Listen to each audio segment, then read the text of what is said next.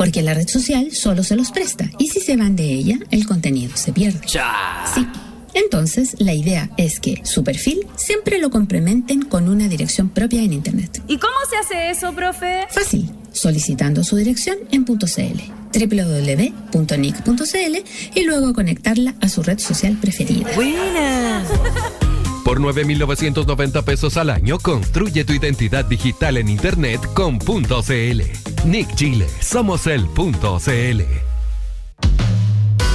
Conciencias y Educación, un programa de la Facultad de Ciencias de la Universidad de Chile dedicado a mostrar el estado de la ciencia de frontera y analizar las políticas educacionales y contenidos programáticos sobre educación científica y educación ambiental. Hola amigas y amigos, soy Raúl Morales Segura, decano de la Facultad de Ciencias de la Universidad de Chile y deseo invitarles a acompañarnos en nuestro programa Conciencias y Educación cada viernes a las 12 horas en Radio Universidad de Chile.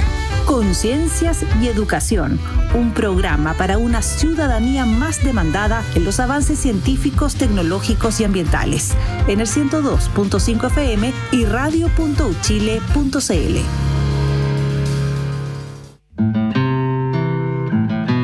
Sala Máster de Radio Universidad de Chile les invitan nuevamente a disfrutar todo el talento de dos reconocidos músicos y guitarristas nacionales, Horacio Salinas y Romilio Orellana, el próximo jueves 8 de enero de 2026 a las 19:30 horas.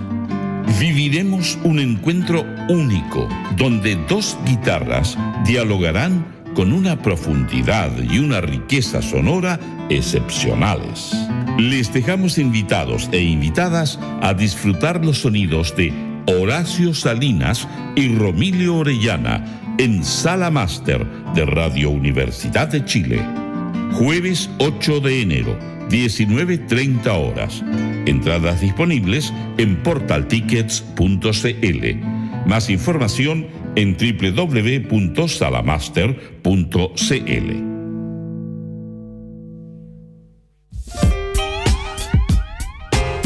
Entre Pascua y Año Entrante hay regalos rezagados, algún pariente olvidado, algún amigo flamante.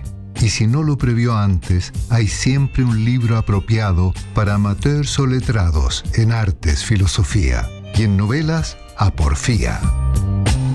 Esta semana sigue disfrutando de nuestros descuentos navideños y del despacho gratis a todo Chile por compras sobre 50.000 pesos. Visítanos en prosaypolitica.cl. Teléfono 22-341-5942.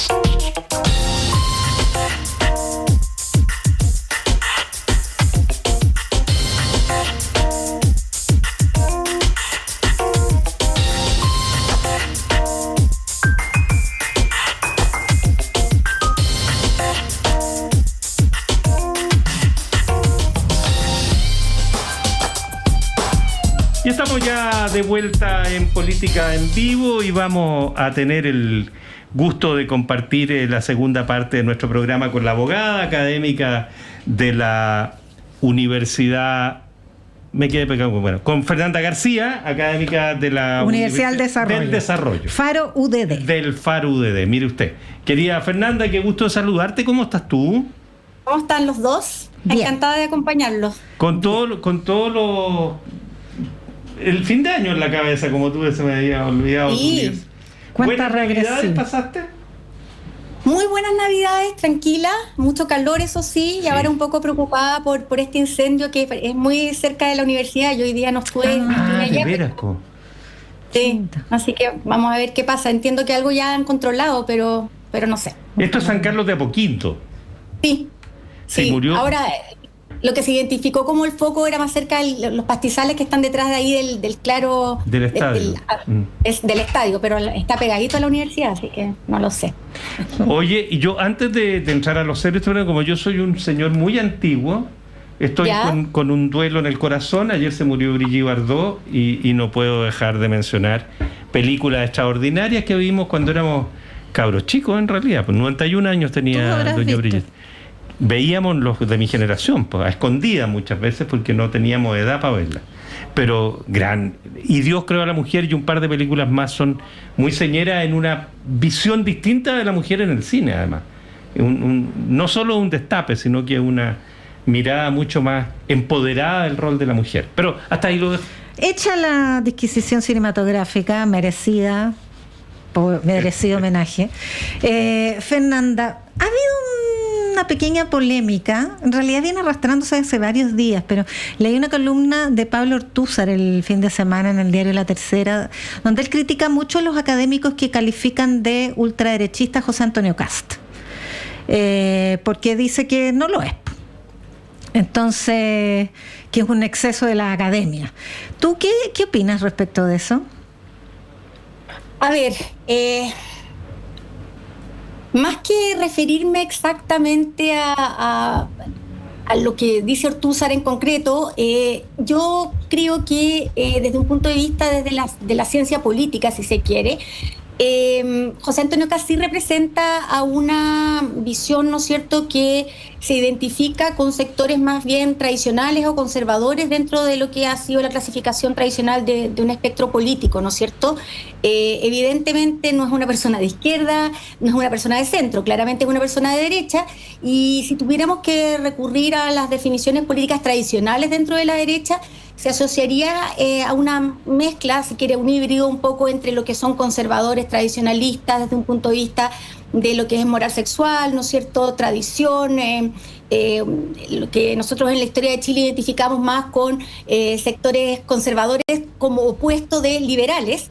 Y desde un punto de vista económico me parece que es un poco más confuso porque él me parece que ha transitado desde el apego a lo que es un origen de él más cercano a lo que son los Chicago Boys, ¿no es cierto?, una visión como más liberal económica, pero también si recordamos o vamos a la primera campaña presidencial o a la campaña presidencial anterior, mejor dicho, tenía ciertos rasgos que podían ubicarlo dentro de lo que es algo más social cristiano.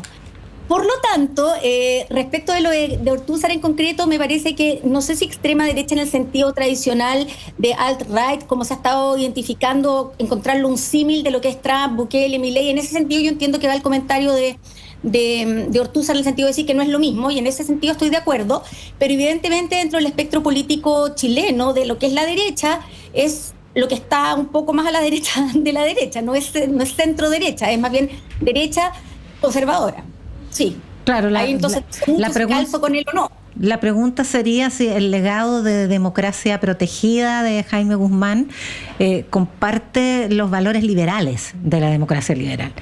Es que es justamente lo interesante. Yo creo que en el caso chileno se han hecho simplificaciones que son las que puede estar de cierto modo un poco denunciando Ortúzar, porque se tiende a hablar por mucho tiempo, recordemos, para ser justo, se habló de neoliberalismo a secas.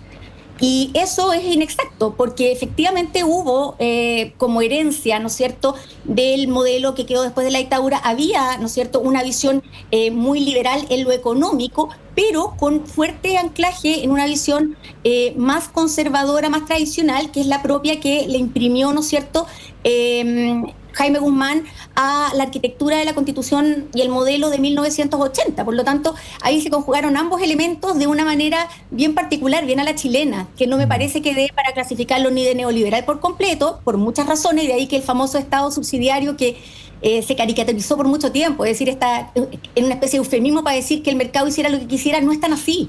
Hay un híbrido especial, y yo creo que en ese sentido José Antonio Kast sí es heredero de aquello, o sea, un Estado fuerte, con un poder presidencial con bastante autoridad, pero es un Estado que en lo económico, ¿no es cierto?, permite a los privados actuar, pero garantizando el orden, garantizando disciplina, estructura, un poder muy vertical desde la presidencia, y eso no es propiamente un liberalismo clásico, es una mezcla a la chilena en la que confluyen estas distintas vertientes que son todas, hasta ahora por lo menos han tributado tradicionalmente a la derecha, aunque también al socialcristianismo, quiero decir.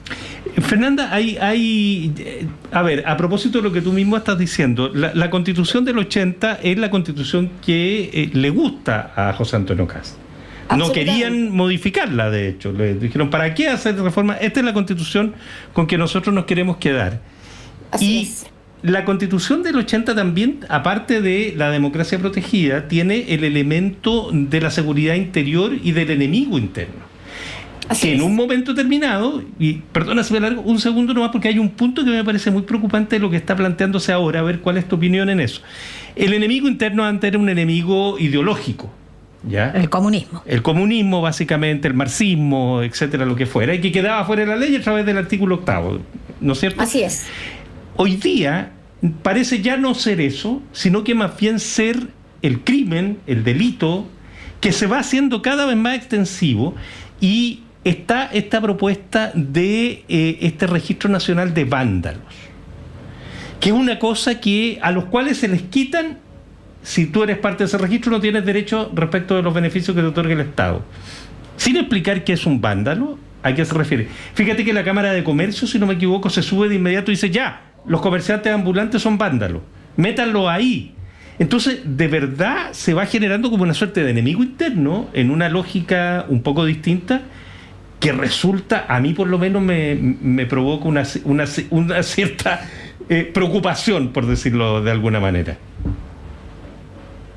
Sí, a ver, para precisar nomás, yo creo que con las reformas que experimentó la Constitución, tanto el año 90 como el año 95 y varias entre medio, ¿no es cierto? Pero esas dos instancias fundamentales de reforma del texto original del 80, efectivamente este concepto de democracia protegida en muchos sentidos fue cediendo, ¿ya? O sea, yo no creo que la arquitectura actual de la Constitución del 80, y lo digo en un sentido no de defensa necesariamente de la Constitución, sino que creo que el estado actual de la Constitución del 80 no permitiría considerar totalmente constitucional una norma legal, ¿no es cierto?, que buscara establecer que hay distintas categorías de ciudadanía en Chile, de modo tal que algunos accedan a derechos, o que a algunos el Estado les reconozca cierta categoría de derechos, cierta ciudadanía, y a otros no.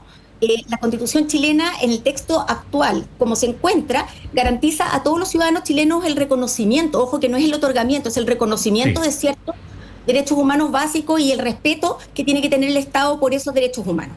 Ya, esa es la visión que yo siento que está súper reconocida en la Constitución y en el Estatuto Internacional, por lo demás, de los derechos humanos, del que Chile es parte integrante. Creo que en su formulación inicial de campaña, la propuesta de José Antonio Kast, en el sentido de privar, por ejemplo, de beneficios sociales a ciertas personas que no cumplieran con la legalidad, ya sea porque son migrantes o porque tienen cierta prontuario, ¿no es cierto?, criminal, tiene que interpretarse a la luz de esa norma constitucional. Es decir, nadie puede ser privado de sus derechos humanos más esenciales. Otra cosa son cierto tipo de beneficios sociales en los cuales tampoco habría privación, sino una prelación o una preferencia, hasta donde yo entiendo, en favor de los ciudadanos chilenos.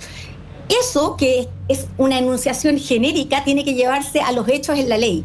Y la ley siempre tiene que ajustarse a la Constitución. Por lo tanto, no sé si sienten que estoy respondiendo a la pregunta. Sí, pero es que por ejemplo, cuando...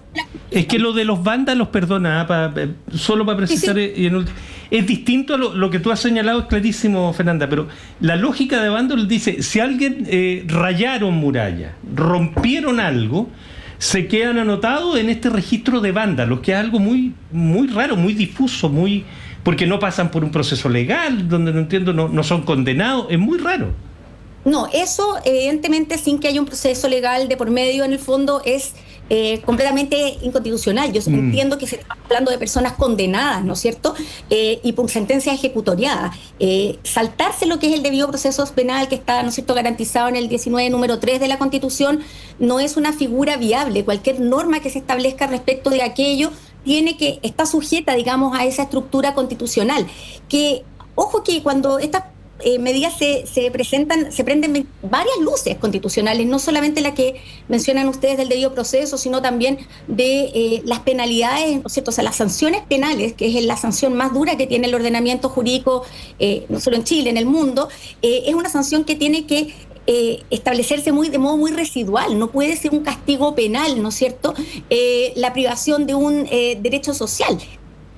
Eso es como tiene que plantearse y discutirse. Ahora, que haya gente que en el fondo, a partir de este debate, quiera simplificar cosas, por eso, eso es justamente lo que yo creo que los medios, la academia, en un sentido, en un lenguaje, ojalá lo más sencillo posible, sea capaz de explicar a la ciudadanía cuáles son efectivamente los límites constitucionales. Por eso era tan importante, a mi juicio, para hacer el contrapunto político, en su momento legitimar la validez del texto constitucional, porque esos resguardos están ahí para hacerlos valer, independiente de dónde venga una determinada iniciativa política, en un sentido o el otro. Cuando se llama a protestar porque está el derecho de reunión, por ejemplo, esa también es una tergiversación de la norma. La norma dice derecho a reunirse pacíficamente cuando la autoridad lo permite, digamos, con los procedimientos que establece la ley. No es cualquier derecho a protestar porque sí, o vulnerando la propiedad ajena. Lo mismo, derecho a un debido proceso al resguardo de la propiedad privada, por cierto, pero no crear, digamos, ¿no es cierto?, como bien mencionan ustedes, o mencionan tener ese temor, ¿no es cierto?, que es legítimo, un registro de vándalos donde una persona, por el solo hecho de aparecer ahí como una especie de DICOM, que te priva de todo derecho, eso sería un completamente inconstitucional si no estuviera sujeto a todas las otras normas, a todos otros resguardos que hemos estado conversando en este programa. Por lo tanto, ambas simplificaciones, por ejemplo, son inconstitucionales desde un punto de vista sustantivo. Ahora, la simplificación, como tú llamas, del derecho de protesta, que en realidad es libertad de expresión, derecho de asociación, y la libertad de expresión incluye la manifestación, es parte de la Declaración Universal de los Derechos Humanos, una cuestión muy básica. Entonces, muy básico, sí, pero con respeto con las demás garantías. Por supuesto. Porque es una interpretación armónica. No se pueden cometer delitos, evidentemente, pero la manifestación no es un delito. Y si en las manifestaciones se cometen delitos, bueno, tendrán que responder quienes lo cometen, no los manifestantes en general. Entonces, ¿por qué lo menciono? Por todo este debate que hay respecto de la resolución del Comité Central del Partido Comunista sobre aprovechar hitos, o más bien ya convocar a participar en estos hitos de movilización social tradicionales, como el 8 de marzo, que es el Día Internacional de la Mujer, o el 1 de mayo, que es el Día Internacional de los Trabajadores, en fin. ¿Cómo aprecias tú ese debate que parece, y aquí le doy como un framing a la pregunta, un poco contaminado por los traumas del estallido social y los hechos de violencia que hubo allí?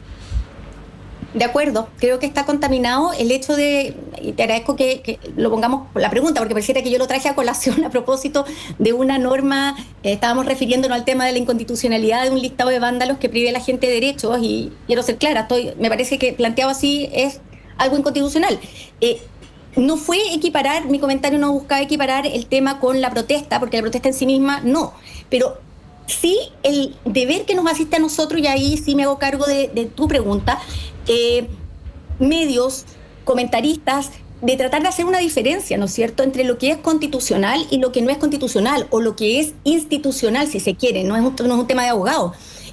¿Puedo protestar? Sí. ¿Puedo reivindicar demandas sociales en la calle? Sí, pero ojo, no solo no cometiendo delito, sino que también en la forma que prescribe la ley, con la autorización de las autoridades que correspondan, porque obviamente esto sí entorpece el orden público, sí entorpece el acceso de las personas a los trabajos. No todas las manifestaciones son representativas de un grupo lo suficientemente amplio de la población, por lo tanto, el derecho de protesta, que como se le llama, reunión, expresión, tiene una forma de ejercerse que es la forma en la que se ejerce en democracia, ¿ya? Entonces yo creo que el cuestionamiento a ese tipo de llamado es doble, en el sentido de que, por una parte, una animadversión política respecto a una administración que todavía no ha empezado, ¿no es cierto?, a desempeñarse en el cargo.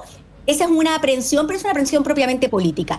Pero institucional, yo creo que debería haber un llamado transversal, ¿no es cierto?, de quienes no estamos o que no nos sentimos convocados por extremos, así tener una claridad conceptual. Es decir, esto se tiene que hacer con la autorización de las personas, entendiendo que mi derecho a protestar tiene que también tener respeto por el derecho al trabajo, a la libertad de trabajo de las personas, la libertad de emprendimiento de las personas, etcétera. Lo mismo vale para el argumento relativo a lo que comentábamos antes, ¿no es cierto?, a esta...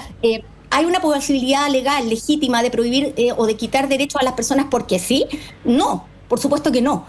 tiene que interpretarse de una manera armónica, y nosotros, que si tenemos alguna voz como profesor, como periodista, yo creo que tenemos un rol en educar a aquellos, más allá de las distintas visiones políticas que cada cual pueda legítimamente defender.